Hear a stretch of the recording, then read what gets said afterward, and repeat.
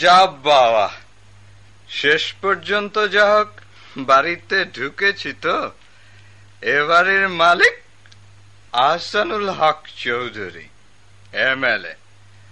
আমি তার একমাত্র ছেলে আফজালুল হক চৌধুরী। আর আমি কিনা একা একা নিজের বাড়ি খুঁজে বের করতে পারবো না? যা বাবা, রঙিন থলিটা আবার কোথায় রাখলাম? এই তো হাতেই রয়েছে। তোমাকে আমি সুন্দরীর হাত থেকে ছিনিয়ে নিয়ে এসেছি। আমাকে ধোকা দিয়ে যাবে কোথায়? কে কে ওখানে দাঁড়িয়ে? ওখানে কে? কে তুমি? আমি কুদ্দুস মিয়া, ছেলের নাম সোনা। সোনার মা আপনাদের বাড়িতে ঠিকা ঝির কাজ করে। কুদ্দুস মিয়া? বাহ বাহ বাহ বাহ, বড় গাল ভরা নাম তো। তা না পার্টি টার্টি নাও তো? তা যেই হও, আমার কিচ্ছু এসে যায় না। আমরা সবাই একই রাষ্ট্রের নাগরিক। কে বলো? আইনের চোখে আমরা সবাই সমান। ধরো, টানো। এই থাকলো বোতল। কিন্তু বাবা, কোনো শব্দ করো না, জানো তো তুমি সাহায্য না করলে আমি কোনোদিন এবারের নাম্বার খুঁজে বের করতে পারতাম না। ভাবছো যে আমি টেনে টেনে মাতাল? তুমি ভাবছো আমি মাতাল? যাও যাও বাবা, যত খুশি টেনে যাও, কুছ পারবা নেই। আমার বড্ড ঘুম পাচ্ছে। আফজল সাহেবের নেশাটা তাহলে পুরো মাত্রায় ধরেছে। বেশ সুন্দর আর রঙিন থলেটা তো। ফিলিতি খুশবু। পয়সা আছে নিশ্চয়ই। হ্যাঁ, যা ভেবেছি। থলিটা বোধ হয় রেশমের। বিড়ালের চামড়া নাকি? বড্ড মোলায়েম। আবার উঠে পড়বে নাকি? না, আর দেরি নয়, এক চুমুকে বোতলটা শেষ করে নি।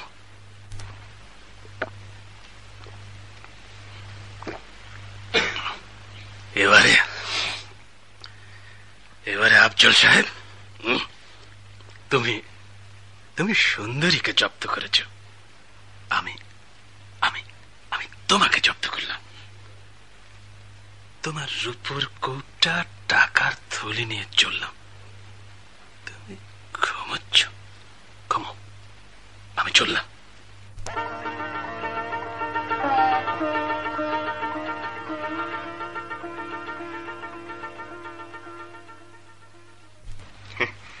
কাল রাতেও সোনার বাপ অনেকক্ষণ এদিক ঘুরঘুর করছিল। ওই সময় একবার বেরিয়েছিলাম, দেখি সোনার বাপ তখন বেশ কিছুটা গিলেছে। টলতে টলতে পাশের গলিটাতে ঢুকলো। জানিস সোনার মা, আমি হলে এমন স্বামীর ঘর কখনো করতাম। ছেলে মেয়েদের নিয়ে তুই আলাদা হয়ে যাস না কেন? স্বামী বলেই মার খেয়ে ওর ঘর করতে হবে? হ্যাঁ, কাল রাত 3টার সময় বাড়ি আইছে, চোখ দুটা লাল, একদম অন্য মানুষ। মায়ের পেট, গালি গালাজ কিছুই বাহির আহে নাই। থানায় গিয়ে একবার সব বলে এলি তো পারিস। ওরকম জানোয়ারকে জেলে পুড়ে রাখা উচিত। হ, থানায় যাবো একদিন। আসল কথা কি জানো রহমত ভাই, মানুষটা আসলে খারাপ না। 2 মাস তো চাকরি নাই, মনটা সব সময় তিতো হইয়া রয়েছে। যখন চাকরি আসিল তখনও তো আমি ওরে দেখছি। আচ্ছা, যখন মাতাল হয় তখন বুঝি আর ঠিক থাকে না? না রে না, কিরম যখন হইয়া যায়। আরে ছোট সাহেব দিদি এখানে সোফায় পড়ে ঘুমাইতেছে, মুখ সে যেন কিরম দেখাইতেছে। ঠিক তোর স্বামীর দশা। এ আরেক রকম বেকার কি না, মন ভুলাতে গিয়ে কিছু গিলেছে হয়তো। কে কে? আমি আমি সোনার মা ছোট সাহেব। এখানে কোত্থেকে? মানে ইয়ে, কটা বেজেছে সোনার মা? সকাল 9টা 10টা হইব। সকাল 9টা 10টা? সোনার মা, আর কেউ এসেছিল নাকি এ ঘরে? ছি ছি ছি ছি, কি যাচ্ছে তাই কাণ্ড। না, কেউ আসে নাই। রহমত ভাই একবার ঘুরে গেছে। যাক, বাঁচালে। কিচ্ছু মনে করতে পারছি না। কি করে যে রাতে কি হয়ে গেল কিচ্ছু বুঝতে পারছি না। মাথাটা টনটন করে ছিঁড়ে পড়তে চাইছে। সোনার মা, দোহাই তোমার, কাউকে কিছু বলো না যেন। আমি ওপরে যাই। আচ্ছা। কই ছোট সাহেব উঠে পড়েছেন নাকি? হ, উপরে গেছেন। থাক, তাহলে চাটা ঢেকে রাখি। ছোট সাহেবের চোখ মুখ কেমন কেমন ঠেকছিল না রে? হ। হ্যাঁ রে, সোনার বাপ কি সত্যি চাকরির খোঁজ করে নাকি? করে, রোজ সকালে বাইরে যায়। ঘরে যখন ফিরে তখন মুখ চোখ দেখলে কান্দ নাহে। মিশা কথা কমু কেন, চেষ্টা সে করে, কিন্তু আজকাল কাম দেয় কেডা? আমি যাই, পাকের ঘরে অনেক কাম পড়ে রয়েছে। আচ্ছা, কি টেবিলের উপর থেকে রূপার সিগারেটের কৌটা গেল কোথায়? ছোট সাহেব উপরে নিয়ে গেলেন নাকি? আর তো কেউ এ ঘরে আসেনি সকাল থেকে। বসবার ঘরে সিগারেটের কৌটা না দেখলে বড় সাহেব এসে আবার চটাচটি করবেন। কি মুশকিল, কই আবার গেল?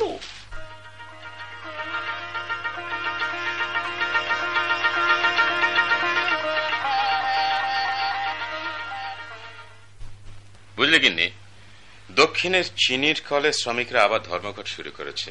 আবার ধর্মঘট? দেশের লোকগুলো সত্যি সত্যি কি চায় বলতে পারো আমাকে?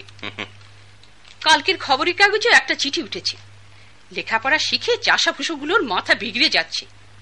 ছোট লোকদের আবার লেখাপড়া? হ্যাঁ, ছোট লোকদের আবার লেখাপড়া কেন বাপু? বাড়ির চাকর বাকর গুলোর হাবভাব পর্যন্ত দিনে দিনে বদলে যাচ্ছে। বেগম, বদলাতে দাও, বদলাতে দাও।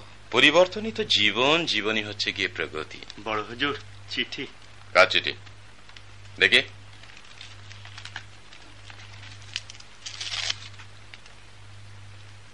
সৈয়দ হক চৌধুরী। বেগম, তোমার ছেলের গুণাপনার কথা শোনো। ব্যাংক থেকে চিঠি দিয়েছে, তোমার ছেলে জেনে শুনে কাকে যেন চেক দিয়েছিল, অথচ ব্যাংক অ্যাকাউন্টে তার 1 পয়সাও জমা নেই। হতভাগা কোথাকার। তুমি জানো বেগম, এর জন্য ওর জেল হতে পারে।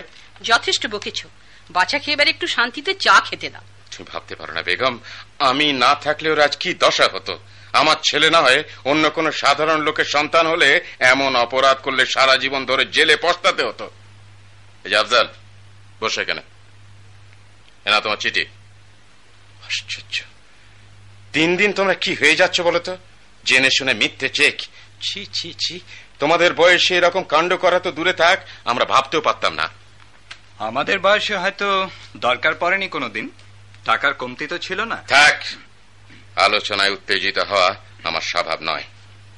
মাসে কত করে হাত খরচ পেতেন আপনি? ওসব বাজে কথা তুলে নিজেকে ফাঁকি দিও না।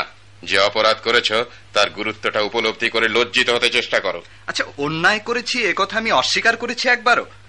টাকা টানাটানি না পড়লে এরকম কাজ কেউ শখে শখে করে না। টাকা টানাটানি? গত রোববার যে 200 টাকা নিয়ে গেলে, এর মধ্যে তার কিসে কিসে খরচ করেছো? মানে হঠাৎ হিসেব না করে বলতে পারছি না। ও, তা এখন কত টাকা হাতে আছে? সবটাই খরচ হয়ে গেছে। সবটা খরচ হয়ে গেছে? কি সাংঘাতিক মাথা ধরেছে। হ্যাঁ, মাথা ধরেছে? ইস, এতক্ষণ বলিসনি কেন রে?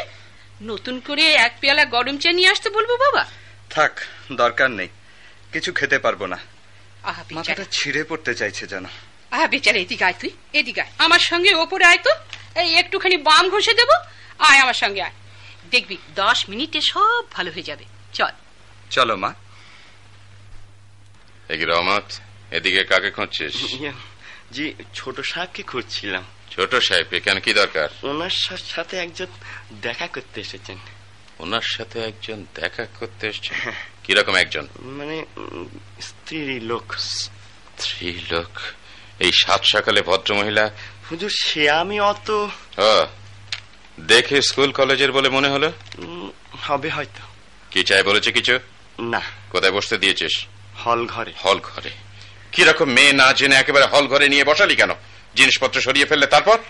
সেরকম মনে হয়নি হুজুর। যাকে এখানে নিয়ে আয়, আমি দেখা করব। আপনি? কিন্তু আমি আপনার সঙ্গে ঠিক দেখা করতে। কার সঙ্গে দেখা করতে চাও তুমি? মানে মিস্টার এহক চৌধুরী তো এ বাড়িতেই থাকেন। আমার নামই এহক চৌধুরী। কি চাও তুমি এখানে? আপনার ওই নাম? তুমি বোধহয় আমার ছেলের সঙ্গে দেখা করতে এসেছিলে? জি জি, হ্যাঁ, আমি আপনার ছেলের সঙ্গে দেখা করতে এসেছিলাম। কি নাম তোমার? আমার নাম বললে চিনবেন না আপনি। মানে সত্যি বলছি, কোন রকম গন্ডগোল করতে আমি আসিনি, শুধু আপনার ছেলের সঙ্গে দেখা করে চলে যাব। মানে দেখা আমাকে করতেই হবে। ওর শরীর ভালো নেই, শুয়ে পড়েছে। যদি আমাকে বললে কোনো কাজ হয় তুমি বলতে পারো। শরীর ভালো নেই? কিন্তু আমি যে শুধু তার সঙ্গে দেখা করবো বলেই ছুটে এসেছি। গত রাতে আপনার ছেলে আমার কাছ থেকে আমার ব্যাগটা। কি বলছো তুমি? আমার ব্যাগটা কেড়ে নিয়ে চলে এসেছে। আমার ছেলে? একটা বড় রঙিন ব্যাগ, তার ভেতর ছোট রেশমের থলের মধ্যে আমার কিছু টাকা ছিল, খুব বেশি টাকা নয়। হয়তো ওর জন্য আমার এখানে আসা উচিত হয়নি, আসতেও আমি চাইনি, কিন্তু টাকাগুলো আমার এক্ষুনি বড় দরকার। আমার ছেলে তোমার টাকা? কি বকছো তুমি? বুঝিয়ে বলো আমায়। বুঝতে পারছেন আপনি? সে কি তখন, মানে সে তো তখন একদম অন্য মানুষ। মানে আপনি কিছু বোঝেন না। আপনার ছেলে তখন নেশায় টলছে। আমার ছেলে নেশায় টলছে? কোথায়? আমার ওখানে। তোমার ওখানে? তোমার ওখানে নেশায় টলছে না? রহমত, ছোট সাহেবকে এখানে পাঠিয়ে দে। আচ্ছা, তোমাদের পরিচয় কতদিনের? এই 4-5 দিনের হবে। আশ্চর্য। আমি এই যে আফজাল, এই মেয়ে মানে এই ভদ্রমহিলার কাছ থেকে শুনলাম গত রাতে, হ্যাঁ গত রাতেই না, এর কাছ থেকে জোর করে আমার ব্যাগটা নিয়ে এসেছেন আপনি। আমার সব টাকা ছিল ওর মধ্যে। ব্যাগ? কিসের কথা বলছো? আমি কিচ্ছু বুঝতে পারছি না। মেয়েটাকেও নিশ্চয়ই চিনতে পারছো না। গত রাতে একে দেখোনি তুমি? কে? আমি? এ তুমি কি করেছো? এখানে মরতে এলে কেন? বিশ্বাস করো আমাকে, আমি কারো কোনো ক্ষতি করতে চাইনি। আমার কি লাভ তাতে? কেন করব? তুমি আমার হাত থেকে থলিটা ছিনিয়ে নিয়ে গেলে, মনে করে দেখো, মনে পড়ছে না তোমার? আমার সব কিছু যে ওরই মধ্যে ছিল। বেশি রাত হয়ে গিয়েছিল, তাই তখনই আর তোমার পেছন পেছন আসেনি, পাছে তোমাদের বদনাম হয়। আর তখন যন্ত্রণায় মাথাটা ছিঁড়ে যাচ্ছে। আমি কিচ্ছু মনে করতে পারছি না। আপনি নিয়েছেন নিয়েছেন নিয়েছেন, আমি বলছি আপনি নিয়েছেন। কেড়ে নিয়ে হাসছিলেন আর চিৎকার করছিলেন। কেমন জব্দ, কেমন জব্দ, মনে পড়ছে না আপনার? দাঁড়াও, আমি খুঁজে দেখছি। যদি নিয়ে থাকে তাহলে হয়তো এখানেই আছে। যত সব, এমন কাণ্ড কি করে যে আমি করতে পারি ভাবতেও পারি না। এক্স্যাক্টলি কি করে যে করতে পারো আমিও তাই ভাবছিলাম এতক্ষণ। উনি কি আর তখন ঠিক এরকম, মানে উনি কি তখন আর ঠিক ছিলেন নাকি? তোমার জন্য এখন কি করতে হবে আমায়? কি করতে হবে বুঝতে পারছো না? ওর জিনিসটা ওকে আগে এনে দাও। খুঁজে দেখছি, থাকলে এনে দেবো। এইটা তোমার ব্যাগ, কিন্তু টাকার থলি তো এর মধ্যে কোথাও দেখলাম না। সত্যি এর মধ্যে ছিল তো? কতবার বলবো ছিল ছিল ছিল। আমার সব একটা রেশমের থলির মধ্যে, ওরই মধ্যে। দোহাই তোমার, আমার টাকাগুলো ফেরত দাও। হ্যাঁ, কান্নাকাটির দরকার নেই। কত টাকা ছিল? আমার সর্বস্ব 40 টাকা 12 আনা। তুমি এখন চলে যাও, আমি চেক লিখে এক্ষুনি পাঠিয়ে দিচ্ছি। পরে নয়, আমাকে এক্ষুনি দিতে হবে। আর একদিন দেরিও বাড়িওয়ালা সহ্য করবে না। এমনিতেই 2 মাস দেরি হয়ে গেছে। দোহাই তোমার, তোমাদের তো কত টাকা, আমার এ কথা দিতে। আমার হাত এখন একদম খালি, 1 পয়সাও পকেটে নেই। দিতে হবে, দিতে হবে। আমার টাকা আমাকে ফিরিয়ে দাও। টাকা নিয়ে তবে এখান থেকে আমি যাব। দাও দাও দাও। চুপ করো, চুপ করো, তুমি এত চিৎকার করো না। এনাও 50টা টাকা। বাড়তিটুকু রেখে দিও তুমি, তোমার থলি আর গাড়ি ভাড়ার খরচ হতে হয়ে যাবে। এখন যাও তুমি এখান থেকে। না, কিছু বলতে হবে না, কিছু বলতে হবে না। তুমি যাও। চমৎকার, চমৎকার। কিছু বলার আছে তোমার? জবাব দাও। না। এই তোমার 200 টাকার হিসেব না? লক্ষ্মী ছাড়া হতভাগা কোথাকার। কেবল বাবার নাম বিক্রি করে আর কত কাল চলবে এভাবে? হতভাগা, তোর কি কোন রকম নীতিবোধ নেই রে? হ্যাঁ, সমাজের তোরা হলে গিয়ে কলঙ্ক, নোংরা আবর্জনা বিশেষ। বিপদে পড়লে ভবিষ্যতে আর কোনোদিন আমার কাছে হাত পাতবি না। সাহায্যের যোগ্য মানুষ নস তুই। তাই হবে, শত বিপদে পড়লেও আর আমি আপনার কাছে আসবো না। এ যাত্রায় কেন উদ্ধার করলেন সেটুকু বোঝার মতো বুদ্ধি আমার হয়েছে। সবটা নিশ্চয়ই আদর্শ আর নীতিবোধ থেকে নয়। হোয়াট? ছেলের কীর্তি যেন খবরের কাগজে প্রকাশ না পায়, বেশি জানাজানি হয়ে গেলে আপনার সামাজিক পদমর্যাদায় আঘাত করত। কোথাকার এখান থেকে সিগারেটের কৌটাটা গেল কোথায়? এখানেই তো ছিল। রহমত! হুজুর, সিগারেটের কৌটাটা কে সরাল এখান থেকে? আমি তো হুজুর কাল রাতেও টেবিলের উপর দেখেছিলাম, সকালে হঠাৎ ওপরে গোছাতে গিয়ে দেখি নেই। ওপরে কোনো ঘরে নেই তো? সমস্ত ঘর আমি তন্ন তন্ন করে খুঁজেছি, সবাইকে জিজ্ঞেসও করেছি, কোথাও নেই। কয়েকটা পোড়া সিগারেটের টুকরো সকালবেলা দেখেছি হুজুর। এইখানে? তার মানে ছোট সাহেব নিশ্চয়ই রাতে ওটা দেখেছিলেন।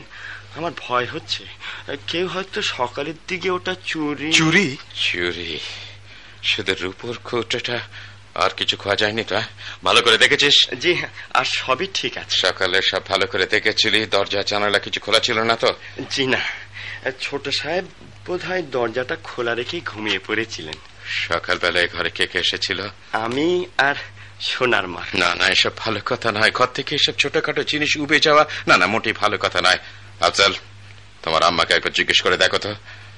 হুজুর, আম্মা কিছু জানেন না। আচ্ছা রহমত, তোমার কাউকে সন্দেহ হয়? জি না। সোনার মা কতদিন এখানে আছে? তা 1 মাস হলো বলে। ও স্বভাব চরিত্র কিরকম? তেমন মন্দ কিছু শুনিনি হুজুর। আচ্ছা, এই ঘর ঝাড় দিয়েছে কে? সোনার মা। ও কি এ ঘরে একলা ছিল কখনো? ছিল। না না না, আমার বাড়িতে আমি এসব কখনো সহ্য করবো না, না কিছুতেই না। আচ্ছা আচ্ছা রহমত, সোনার মার বাড়ির অবস্থা কেমন? স্বামী কি করে? আগে শুনেছি কোথায় যেন কাপড়ের মিলে কাজ করত। এখন কি করে? সে চাকরি বোধহয় এখন নেই। ঠিক আছে রহমত, কাউকে কিছু বলার দরকার নেই এখন। সোনার মাকে আমার কাছে পাঠিয়ে দাও। যাও।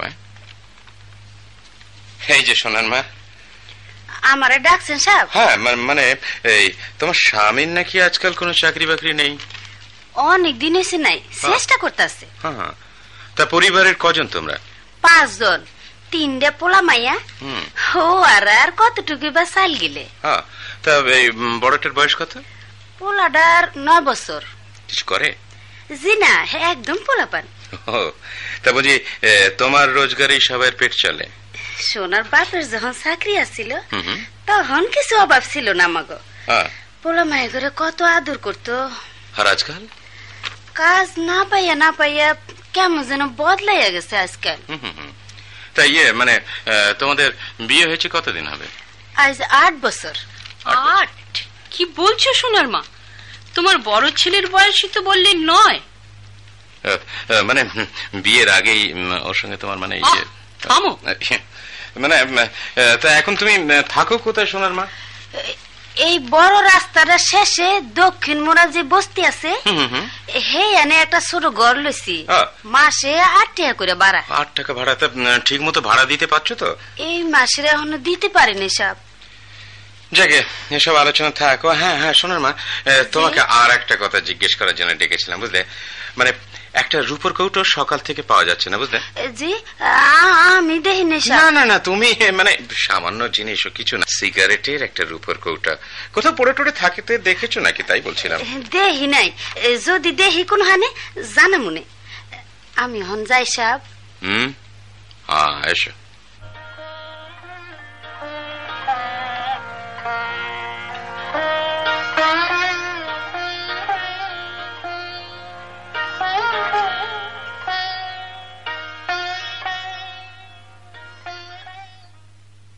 কে? সোনার মা, কটা বাজলো রে? যখন রওনা হই তখন 2টা বাজে। আজ যে বড় জলদি ছেড়ে দিল। কিছু খেতে দিতে পারবি সোনার মা? ওই বাড়ির বাবুর্চি 2টা আলু আর বেগুন দিছে, চাইলের লগে সিদ্ধ দিছি, একটু সবুর করো। গড় বাড়ার কি করছো? আজ না দিতে পারলে বাইর করে দিব কইছে। বাইর করে দিব বললি হলো আর কি। কুদ্দুস মিয়াকে ঘরের বার করা তো সহজ না, বুঝলি? ভাড়া নিতে আজ আসুক না, ভেড়া বানিয়ে দেবো বেটাকে। রোজ রোজ একটুখানি চাকরির জন্য হাজার হাজার লোকের কাছে হাত পাতা ঘেন্না ধরে গেছে। হুজুর একটা নকরি, বাল বাচ্চা সব না খেয়ে মরার মুখে। বলতে বলতে বলতে বলতে সোনার মা মুখে ফেনা উঠে এসেছে, জিভে ঘা হয়ে গেছে। এমন করে তাকায় মনে হয় যেন ওদের সর্বস্ব কেড়ে নিতে গেছি। এই হলো ওদের ইনসাফ, এই হলো বেরাদারিনী। মানুষ ভাই ভাই। কি কি একটা কথা বলছিস না? চুপ করে রয়েছিস কেন? বল, কিছু বল। মুখ বুঝে আর চোখে আঁচল চেপে চেপেই তো মরলি। মরগে, কিন্তু শুনে রাখ, কুদ্দুস সব খতম করবে আজ। জীব লম্বা করে সৎকার চাইবে না। তুই হালাল রোজগার দেখ, আমি আমার পথ বেছে নিয়েছি। হাসতে কথা কও, বেবাক কথা এমনি করে কইতেছে। কেউ হলে আমার চাকরিটাও যাইব। ওই বাড়ি হলে বোধ আইছে। তুই আড়ালে যা, যা করার আমি করছি। পায়ে পড়ি তোমার, পাগলের মতো করো না। যা বলছে, ভেতরে আসুন। দেখো কুদ্দুস, মানে ঠিক আমার এতে কোনো হাত নেই। মুনিবের চাকর তার ফরমাস মতো ভাড়া গুনে নিয়ে আদর্শ চাকর গুলো মুনিবের ফরমাস ছাড়া পাতের লোকমা তুলতে জানে না। এর এমন নতুন বাদ কি শোনালেন? মানে যার কুত্তা তার পা চাটবো না, কি বলেন? এবং আপনারও যেন কোনো অসুবিধা না হয় এজন্য ধরুন, ঘর ভাড়ার টাকা নিয়ে বেরিয়ে যান, ছুটে বেরিয়ে যান। টাকা কই পেলে তুমি? পথে টাকার থলি কুড়িয়ে পেয়েছি, মোট 40 টাকা 12 আনা ছিল ওটাতে। হায় খোদা, কি করছো তুমি? বললাম পথে কুড়িয়ে পেয়েছি। তোমারে আমি কি বুঝামো? এই টাকা যখন আমাগো না, তখন তুমি নিলে কেন? তোর উপদেশ শুনে শুনে চলে তো আমার এই হাল হয়েছে। নিয়েছি, বেশ করেছি। হারানো জিনিস পথে কুড়িয়ে পেয়েছি, নেও না কেন? নেও না কেন? ঠিক আছে, এখন কুর্তারা খুললে মাথা একটু পানি দিলে হোক, আমি বাতলেই আহি। ধর যাওয়াটা ধর, আমি গোসল করে আসি।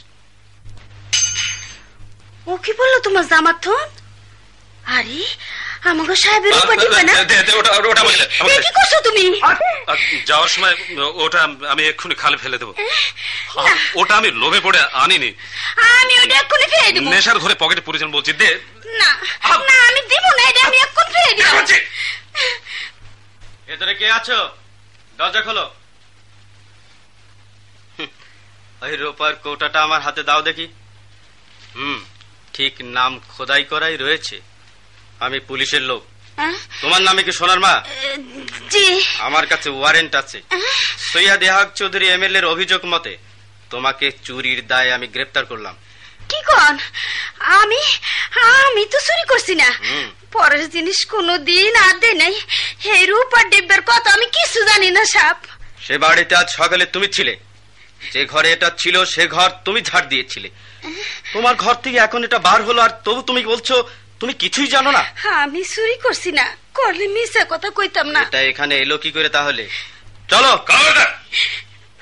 ওর গায়ে হাত দিয়েছে, ওকে একেবারে শেষ করে ফেলবো। ওকে ছেড়ে দাও, ও কিচ্ছু জানে না। আমাকে নিয়ে চলো, আমি চুরি করেছি ওটা।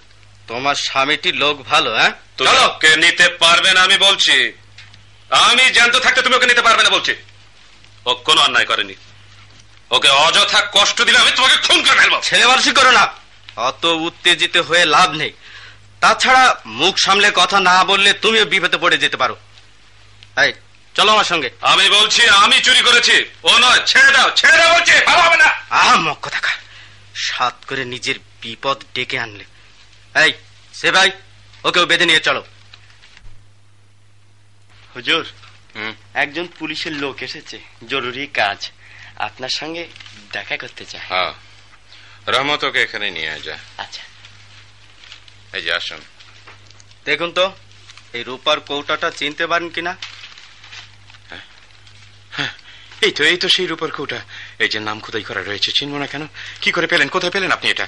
আপনার কাছ থেকে ঠিকানা নিয়ে ওদের বস্তিতে যাই। স্বামীটা বেশ গোলমাল পাকিয়ে তুলেছিল, তাই বাধ্য হয়ে ওকেও আমি তখন গ্রেফতার করলাম। আচ্ছা, সারা রাস্তা ধরে ও চিৎকার করে বারবার আমাকে বোঝাতে চেষ্টা করেছে ওর বউ সম্পূর্ণ নির্দোষ। ব্যাপারটা মানে রূপার কৌটা ও নিজে চুরি করেছে, শাস্তি হলে ওর হওয়া উচিত, ওর বউয়ের নয়। সোনার মা নির্দোষ? হ্যাঁ, তবে কিনা লোকটা বারবার ও বলছিল যে সে নাকি গত রাতে এ বাড়ির অন্দর অবধি এসেছে। একা নয়, মানে মানে আপনার ছেলেই নাকি ওকে ভেতরে এনেছিল।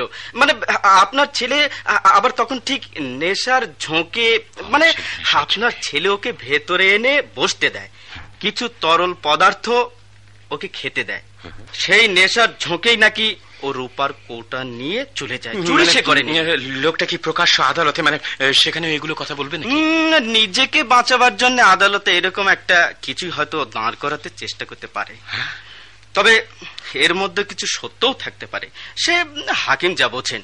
এর মধ্যে বোঝাবুঝির কি আছে? আপনিও কি বিশ্বাস করেন নাকি যে আমার ছেলে মাঝরাতে রাস্তা থেকে ইতর লোক দাবাত করে ঘরে এনে বসাবে? কিছু বলছেন না কেন? বেগম তুমি থামো তো একটু। উনি কিছু বলতে যাবেন কেন? তোমার ছেলে তো বোবা নয়, কালাও নয়। আফজাল, যা বলার তুমি বলো, চুপ করে আছো কেন? মানে আমার ঠিক একদম কিছু মনে পড়ছে না। কি করে মনে পড়বে? যা কোনোদিন ঘটেনি তা কি কেউ কোনোদিন মনে করতে পারে? ব্যাটা একটা আস্ত ধোঁকাবাজ, মিথ্যু, ডাকু। চুপ করো। দেখুন দেখুন, আমার ছেলে ও নিজেই যখন বলছে ও লোকটার কথা সেরে বানানো, তখন ও লোকটাকে মিছিমিছি আদালত পর্যন্ত টানা হেঁচড়া করার দরকারটা কি? আদালত পর্যন্ত তাকে যেতেই হবে। আপনারা চুরির অভিযোগ উঠিয়ে নিলেও আমাকে আক্রমণ করার জন্য তাকে আদালতের কাঠগড়ায় ঘুরতেই হবে। তবে জানেন কিছু হচ্ছে, ওর কাছ থেকে একটা রেশমের ছোট টাকার থলিও পেয়েছি। মানে দেখে মনে হয় কোনো ভদ্র মহিলা। আচ্ছা আচ্ছা, আপনার বেগম সাহেবের কোনো রেশমের থলি খোয়া যায়নি? না না না, ওর কিছু হারায়নি। না, যত সব, ওটা মার হতে যাবে কেন? না তো, আমার ওরকম কোনো থলেই কোনো কালি ছিল না। ওই লোককে কিছুতেই ছাড়বেন না আপনারা। অসৎ লোক যদি সাজা না পায়, নির্ভয়ে ঘুরে বেড়ায়। বেগম বেগম, তুমি বুঝতে পারছো না? আর একটু উদার, আর একটু ব্যাপক ভাবে ঘটনাটা বুঝতে চেষ্টা করো, দেখতে চেষ্টা করো। করেই বলছি, সব সময় তোমার নীতির ঠাট আমার ভালো লাগে না। আর মাফ করবেন, আপনারা দুজনেই বোধহয় ব্যাপারটা ঠিক বুঝতে পারেন।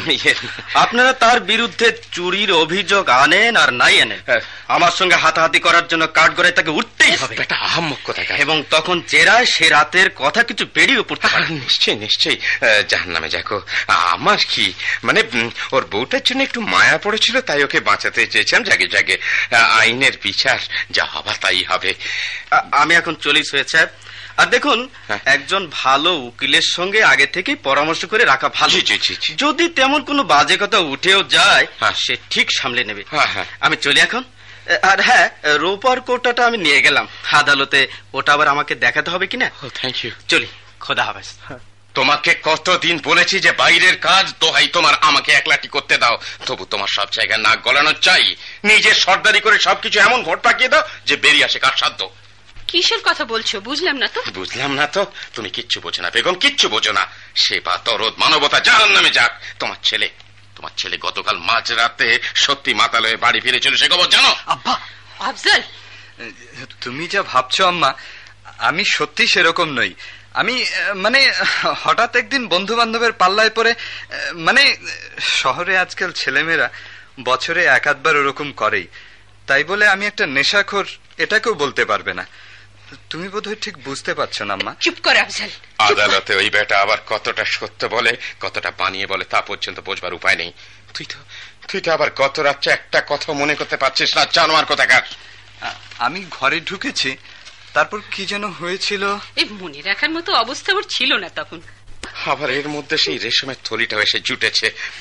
বদনাসিব সব কাগজওয়ালার লুপে নেবে। এত তুচ্ছ করাবে আমি ভাবিনি। এচে 1000 রূপার কৌটা কোয়া যেত, সেও 1000 গুণে ভালো ছিল। সব তোমার কাণ্ড, তুমি যত সব নষ্ট করে দিয়েছ। আর ওই উকিল সাহেব একেবারে নবাব পুত্র হয়ে গেছে। খবর দিয়েছি কখন, এখন পর্যন্ত আসার নাম নেই তার।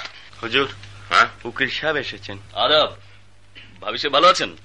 হ্যাঁ, যে ব্যাপারটা নিয়ে কাল আলাপ করছিলাম না তোমার সঙ্গে, সেই রূপার কৌটোটা পাওয়া গেছে। পাওয়া গেছে? বলো কি, এরই মধ্যে? হ্যাঁ, পাওয়া গেছে সেটা। তবে সেটা চুরি করেনি, করেছিল তার স্বামী।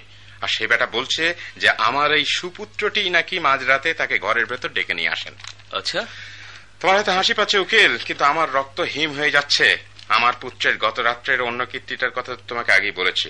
সেই রেশমের টাকার থলিটাও ওই বেটা রূপর কৌটার সঙ্গে তুলে নিয়ে গিয়েছিল। সব এখন কাগজে বেরোবে, বুঝলে? তা তো বেরোবেই। মেয়েদের রেশমের থলি, অভিজাত গৃহে ব্যভিচার, খবরের কাগজে ভালো হেডলাইন হবে। তা তোমার ছেলে কি বলে? কিচ্ছু না, কি বলবে সে? উকিল ভাই, যে করে হোক একটা উপায় বার করো, মান ইজ্জত সব গেল। ওই সোনার বাপ না কি নাম ওর, বেটা পুরনো পাপী, সুযোগ পেয়েও রেশমের থলির কথা যত পারে সে বলবে। আমি বিশ্বাস করি না, আমার খোকা এমন কাজ করতেই পারে না। পারে কি পারে না সে কথা ও মেয়ে লোকটা নিজে এসে সকালবেলা আমাকে সব বলে গেছে, বুঝলে? কোন মেয়ে লোকটা?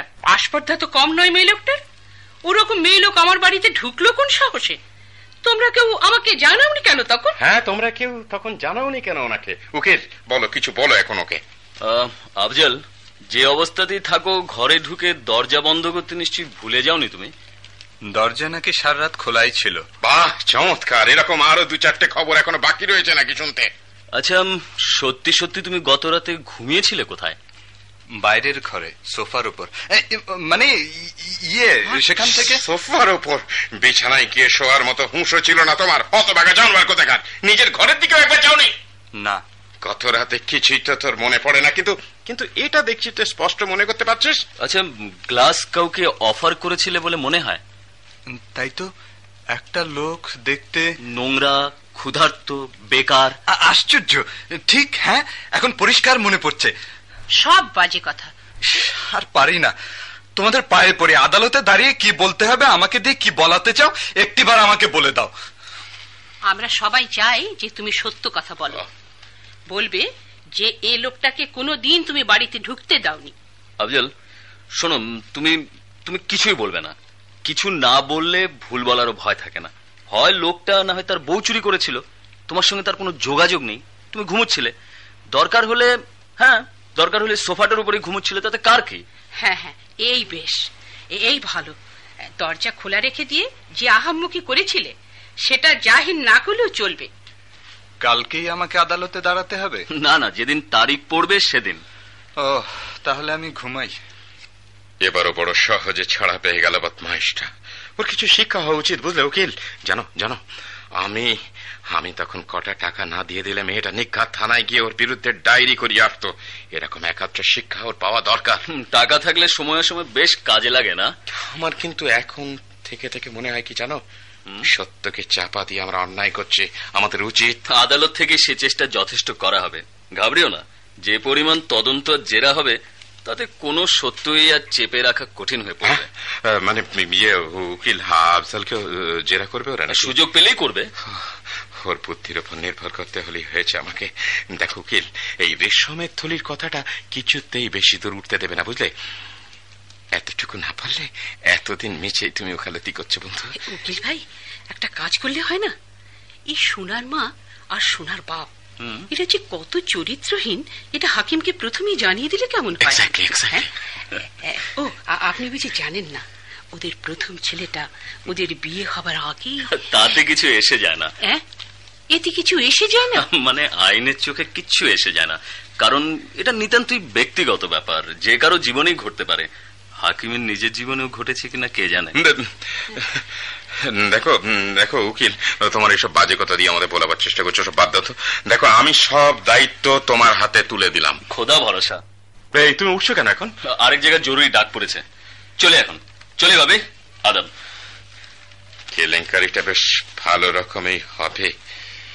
কোনদিন কিছুকে ভয় করিনি জীবনে এরকম পরিস্থিতি যে সামনে আসতে পারে এ কথা আমি কোনদিন ভাবিনি।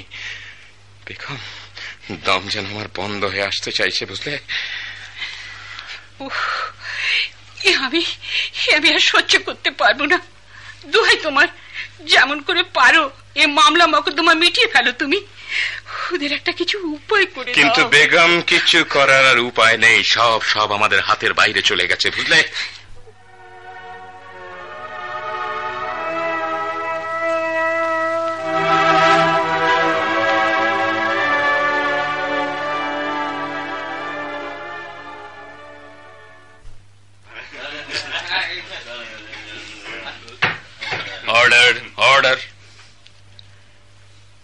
মামলার সাক্ষ্য প্রমাণ ও ডিটেকটিভ ইনভেস্টিগেশন রিপোর্ট আইন মোতাবেক পর্যালোচনা করিয়া প্রমাণিত হইয়াছে যে আসামি কুদ্দুস ঘটনার রাত্রে মাননীয় এমএলএ সৈয়দ আহসানুল হক সাহেবের পুত্র আফজালুল হক সাহেবের সরলতার সুযোগ লইয়া রাতের অন্ধকারে এমএলএ সাহেবের বাড়িতে প্রবেশ করে এবং এই প্রবেশের মোটিভ ছিল চুরি। না না, আমি চুরি করিনি, মিথ্যে কথা, আমি চুরি করিনি। Order order.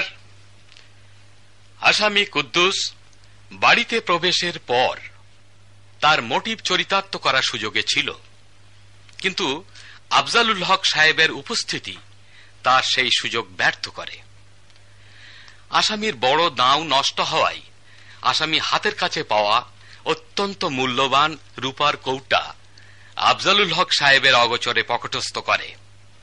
শুধু তাহাই নহে, ডিটেকটিভ অফিসার যখন তাহার বাড়ি সার্চ করার জন্য যায় তখন উক্ত অফিসারের প্রতি তাহার যে ক্রিমিনাল অ্যাটিচিউড, অর্থাৎ কর্তব্যরত অফিসারকে শারীরিক আক্রমণ, তাও প্রমাণিত হয় মেডিকেল রিপোর্ট হইতে। সমস্ত কিছু মিলাইয়া ইহা পরিষ্কারভাবে প্রমাণিত যে আসামি কুদ্দুস চুরির অপরাধে অপরাধী। মিথ্যে কথা, মিথ্যে কথা, আমি চুরি করিনি, আমি চোর নই। শুধু শুধু এটাই মনে পড়ে না যে কৌটাটা কেমন করে আমার পকেটে গেল। Order order. আসামির এখনো মনে পড়ে না কৌটা কেমন করিয়া তাহার পকেটস্থ হইয়াছে, অথচ আসামি আদালতে স্বীকার করিয়াছে যে কৌটা তাহার নিকট ছিল। এই মামলার সিদ্ধান্ত ঘোষণার পরপরই আজকের মতো আদালত মুলতুবি হইয়া যায়। না না না, আমি চুরি করিনি, আমি চোর নই। আমার জেল হলে আমার সোনার কি হবে? আমার সোনা নাকে মারা যাবে, আমার সোনা নাকে মারা যাবে। Order order. সে কথা আগে ভাবা উচিত ছিল।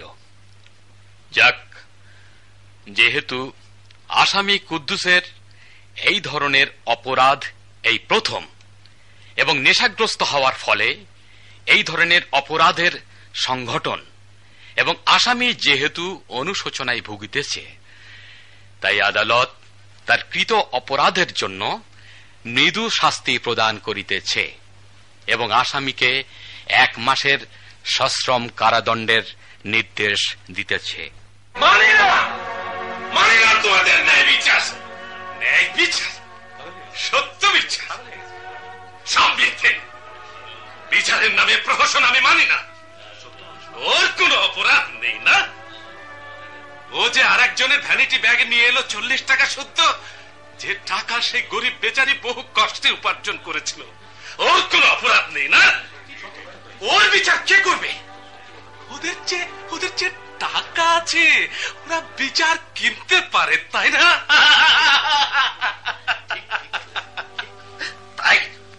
তাই ওদের বিচার কোনোদিন হবে না, ওদের বিচার কোনোদিন হবে না। থুক তোমাদের ন্যায় বিচারে, থুক।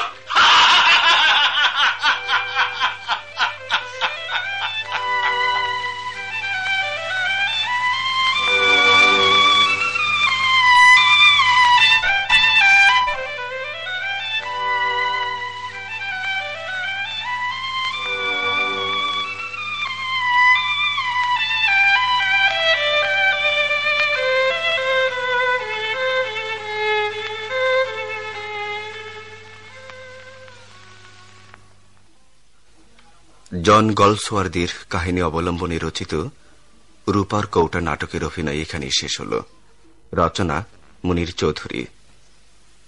বিভিন্ন ভূমিকায় অভিনয় করলেন সৈয়দ আহসানুল হক, সিরাজুল ইসলাম, বেগম আহসানুল হক, মাধুরী চট্টোপাধ্যায়, আফজালুল হক চৌধুরী, মাহমুদ সজ্জাদ, রহমত, নজমুল হুদা, উকিল সাহেব শামসুল আলম, হাকিম এস দিন মোহাম্মদ, তরুণী মালা চৌধুরী। অন্যান্য ভূমিকায় নওশের আলম, দিলওয়ার হোসেন দিলু, কুদ্দুস মিয়া ও সোনার মার ভূমিকায় যথাক্রমে মীর রায়হান ও ওয়াহিদা রহমান। শব্দগ্রহণে মাহমুদ জাহাঙ্গীর, সম্পাদনায় গোলাম হাক্কানি আলম। নাটকটি প্রযোজনা করলেন নাসার আহমেদ চৌধুরী।